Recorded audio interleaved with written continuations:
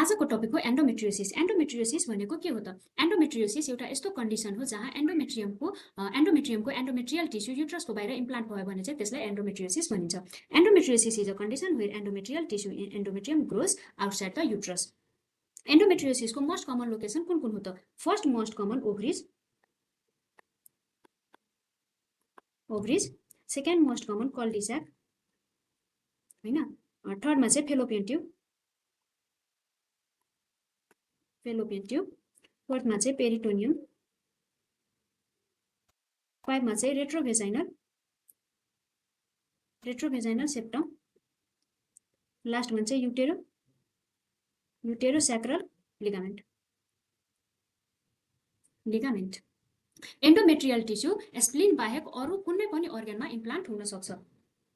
Any organ can be affected except spleen. अब हामी हेरौँ थ्योरिज अफ एन्डोमेट्रियोसिस। एन्डोमेट्रियोसिसको रिगार्डिङ धेरै थ्योरी छ, तर यो तीनवटा थ्योरी चाहिँ हजुरहरूलाई याद राख्नुपर्ने हुन्छ। त्यो कुन कुन थ्योरी हो त? फर्स्टमा चाहिँ स्यामसन थ्योरी हैन, सेकेन्डमा चाहिँ बिनाइन मेटास्टेसिस थ्योरी, थर्डमा चाहिँ मेटाप्लास्टिक थ्योरी।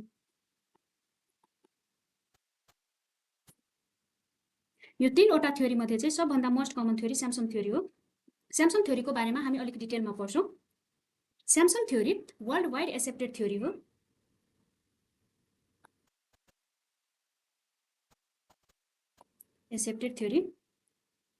हैन, स्यामसन थ्योरीले भनेको छ रेट्रोग्रेड मेन्सुरेसनको थ्रु इन्डोमेट्रियोसिस हुन्छ। रेट्रोग्रेड मेन्सुरेसन हैन, रेट्रोग्रेड मेन्सुरेसन भनेको के हो त? ब्लिडिङ भेजाइनाबाट हुनुपर्ने हो, भेजाइनाबाट भइरहेको छ, तर अरू ब्लिडिङ चाहिँ फेलोपियन ट्युबको थ्रु बाहिर निस्किरहेको छ र जब ब्लड फेलोपियन ट्युबको थ्रु बाहिर निस्किन्छ र ब्लडमा जुन एन्डोमेट्रियल टिस्युहरू हुन्छ त्यो चाहिँ कुनै बेला ओभरीमा गएर या पेरिटोनियम क्याभिटीमा या अरू कुनै अर्गनमा इम्प्लान्ट भइहाल्छ। जस्तै यहाँ फिगरमा हेर्नु, ब्लिडिङ भेजाइनाको थ्रु हुनुपर्ने हो, भेजाइनाको थ्रु भइरहेको छ हैन, अरू ब्लिडिङ चाहिँ फेलोपियन ट्युबको थ्रु बाहिर निस्किरहेको छ। र रेट्रोग्रेड मेन्सुरेसन भनेको चाहिँ उल्टो मेन्सुरेसन हुनु। जस्तै यहाँ भेजाइनाबाट पनि निस्किरहेछ हैन, यहाँ फेलोपियन ट्युबबाट निस्केर यो एन्डोमेट्रियल टिस्यु के हुन्छ, कुनै बेला ओभरीमा गएर इम्प्लान्ट भइहाल्छ या पेरिटोनियम क्याभिटीमा गएर इम्प्लान्ट भइहाल्छ। अब हामी हेरौँ benign metastasis theory. Benign metastasis theory भनेको के हो? एन्डोमेट्रियल टिस्यु ब्लड भेसल्सको थ्रु एक अर्गनबाट अर्को अर्गनमा इम्प्लान्ट भइरहेको छ भने यो बिनाइन मेटास्टेसिस थ्योरी हो। अब अर्को हामी हेरौँ मेटाप्लास्टिक थ्योरी। मेटाप्लास्टिक थ्योरी भनेको के हो? एक प्रकारको सेल अर्को प्रकारको सेलमा चेन्ज भइहाल्छ भने यो मेटाप्लास्टिक थ्योरी हो। जस्तै लङ्सको नर्मल एपिथेलियल सेल इरिटेसनको कारणले मेटाप्लासिया भएर एक्वामस सेलमा चेन्ज हुन्छ। अब हामी हेरौँ रिस्क फ्याक्टर अफ इन्डोमेट्रियोसिस। इन्डोमेट्रियोसिस कस्तो फिमेललाई हुने रिस्क हुन्छ त? जेनरली इन्डोमेट्रियोसिस रिप्रोडक्टिभ एज ग्रुपमा हुने रिस्क हुन्छ हैन, लेट रिप्रोडक्टिभ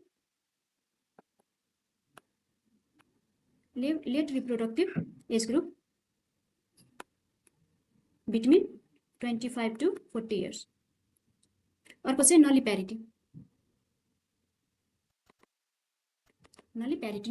भनेको लाइफमा एकचोटि पनि बेबी कन्सिभ नभएको या डिलिभरी नभएको। अर्को चाहिँ ओबेसिटी फिमेलमा पनि के हुन्छ? इन्डोमेट्रियोसिस हुने रिस्क हुन्छ। अर्को चाहिँ हाई एस्ट्रोजन जुन फिमेलको बडीमा एस्ट्रोजन लेभल हाई छ त्यो फिमेललाई पनि एन्डोमेट्रियोसिस हुने रिस्क हुन्छ। अर्को चाहिँ जेनेटिक्समा एउटा जिन हुन्छ, त्यो केरास जिन म्युटेसनको कारणले के हुन्छ? एन्डोमेट्रियोसिस हुने रिस्क हुन्छ। अर्को चाहिँ early menarche and late menopause. Long ड्युरेसनसम्म पिरियड रहिरह्यो भने के हुन्छ? एस्ट्रोजन एक्सपोज हुन्छ र इन्डोमेट्रियोसिस हुने रिस्क हुन्छ। अब हामी हेरौँ इन्डोमेट्रियोसिसको मोस्ट कमन साइट कुन कुन हो त?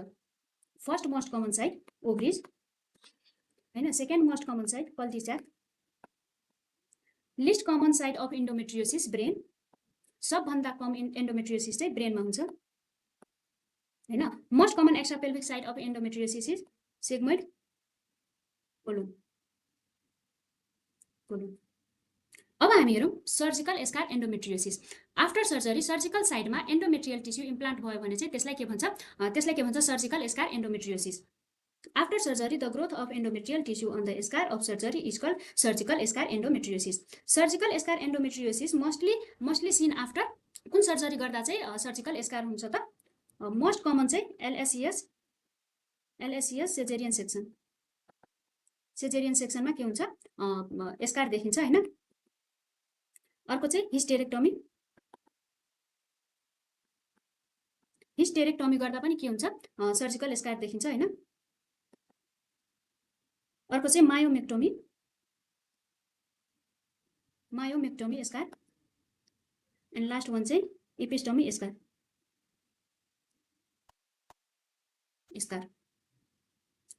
एन्डोमेट्रियोसिसलाई चाहिँ कसरी डायग्नोसिस गर्ने? ल्याप्रोस्कोपी गर्ने। ल्याप्रोस्कोपी किन गर्ने? किनभने इन्भेस्टिगेसन अफ चोइस हो ल्याप्रोस्कोपी। फर्स्ट लाइन चाहिँ युएससीमा टिबिएस गर्ने, टिबिएस गर्ने हैन। बेस्ट नन इन्भेसिभ इन्भेस्टिगेसन चाहिँ एमआरआई। फिगरमा हेर्नु, यो चाहिँ यो ल्याप्रोस्कोपी मेसिन हो हैन। ल्याप्रोस्कोपी मेसिनलाई के गर्छ? भित्र इन्सर्ट गर्छ र इन्सर्ट गरेर भित्र हेर्छ एन्डोमेट्रियल टिस्यु कुन ठाउँमा इम्प्लान्ट भएको छ। र यहाँ देखि पनि रहेको छ एन्डोमेट्रियल टिस्यु चाहिँ ओभरीमा इम्प्लान्ट भएको छ। अब हामी हेरौँ सिम्पटम अफ एन्डोमेट्रियोसिस। एन्डोमेट्रियोसिसको केसमा चाहिँ कस्तो सिम्पटम देखा पर्छ? स्टार्टिङमा पेसेन्ट चाहिँ एसिम्प्टोमेटिक हुन्छ हैन। सिम्प्टोमेटिक मोस्ट कमन सिम्पटम भनेको चाहिँ डिस्मेनोरियामा पनि कुन टाइपको डिस्मेनोरिया त? Secondary dysmenorrhoea. हामी पहिला पनि पढिसकेका छौँ। सेकेन्डरी डिस्मेनोरियाको चाहिँ मोस्ट कमन कज के हो त? एन्डोमेट्रियोसिस। अर्को चाहिँ डिस्पेरोनिया हैन। डिस्पेरोनिया भनेको चाहिँ पेन ड्युरिङ सेक्स। अर्को चाहिँ एडिनेक्सल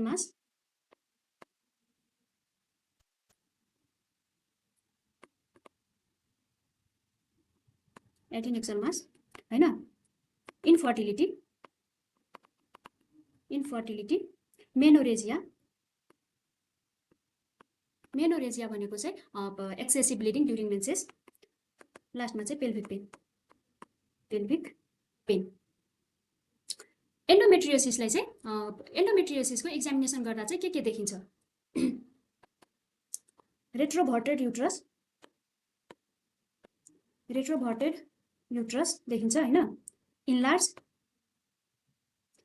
इन्लार्ज एडिनेक्सा ड्यू टु एन्डोमेट्रियोमाको कारणले चाहिँ एडिनेक्सा के हुन्छ? इन्लार्ज देखिन्छ। अर्को चाहिँ WBC एन्ड ESR को लेभल चाहिँ के हुन्छ? नर्मल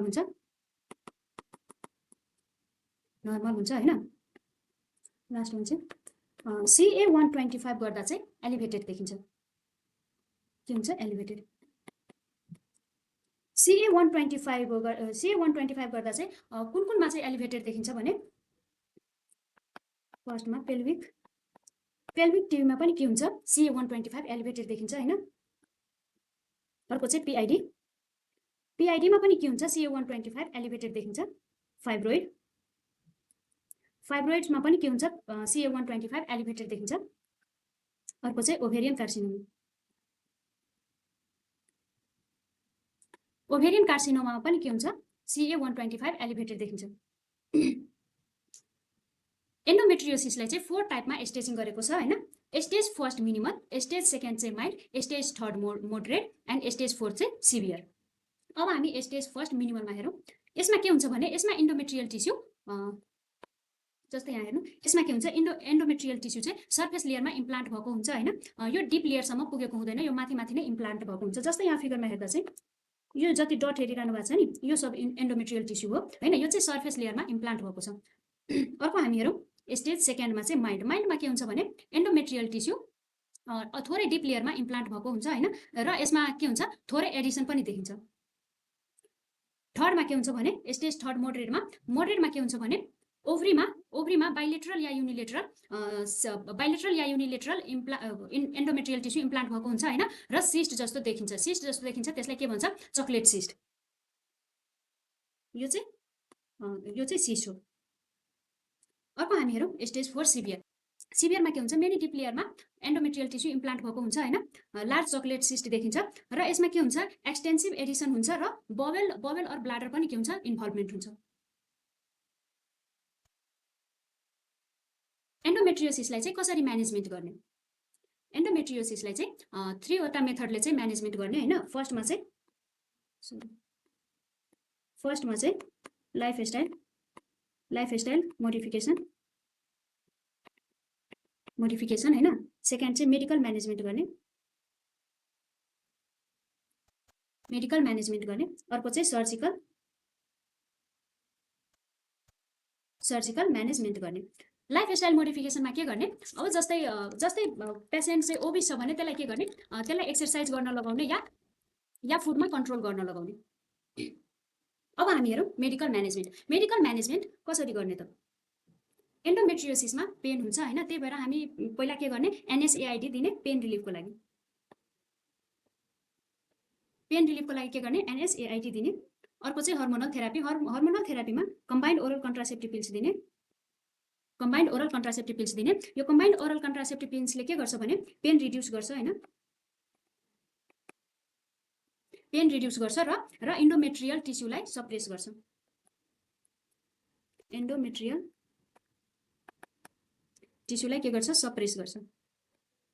सप्रेस गर्छ अर्को चाहिँ GnRH एन्टागोनिस्टमा गसरेलिन ट्याब्लेट हुन्छ एन्ड नेफ्रेलिन GnRH एगोनिस्ट चाहिँ हामी के गर्ने कन्टिन्युअस म्यानरले दिने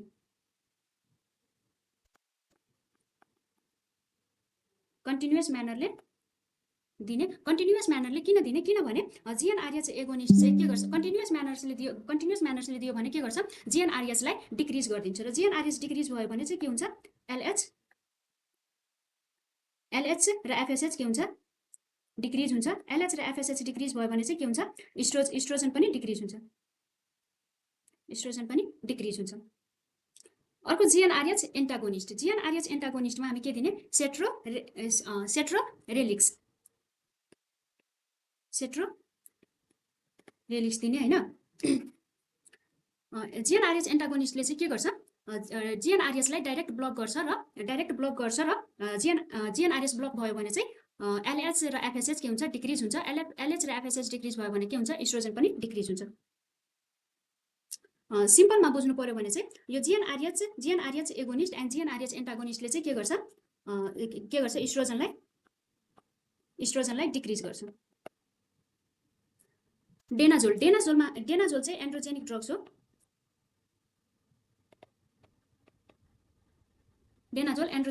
हो डेनाजोलमा के हुन्छ भने एन्टी इस्ट्रोजेनिक प्रोपर्टी हुन्छ हैन यसले के गर्छ यसले इस्ट्रोजनलाई इन्हिबिट गर्छ र इस्ट्रोजनको प्रोडक्सनलाई पनि कम गर्छ डेनाजोल हामी रेयरली युज गर्छौं किनभने डेनाजोलको साइड इफेक्ट हियरसिटिजम हो डेनाजोलको साइड इफेक्ट के हो हियरसिटिजम अर्को चाहिँ aromatase inhibitor letrozole used in resistant and recurrent endometrium surgical management कसरी गर्ने त सर्जिकल म्यानेजमेन्टमा हामी पहिला कन्जर्भेटिभ सर्जरी गर्ने हैन कन्जर्भेटिभ सर्जरीमा के गर्ने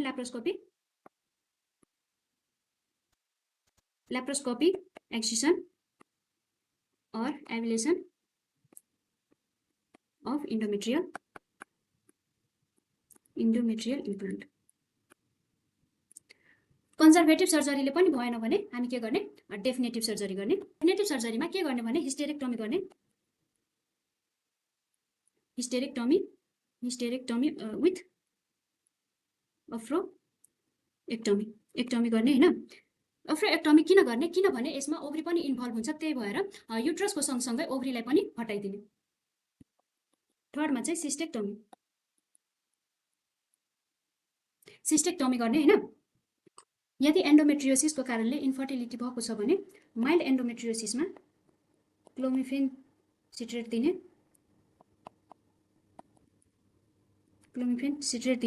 3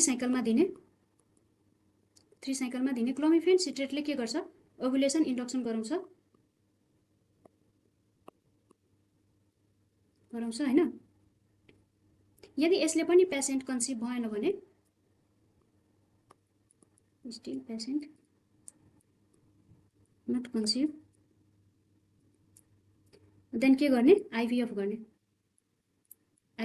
गर्ने सिभियर इन्डोमेट्रियोसिस छ भने के गर्ने आइभीएफ सजेस्ट गर्ने आइभीएफ भनेको इन भिट्रो फर्टिलाइजेसन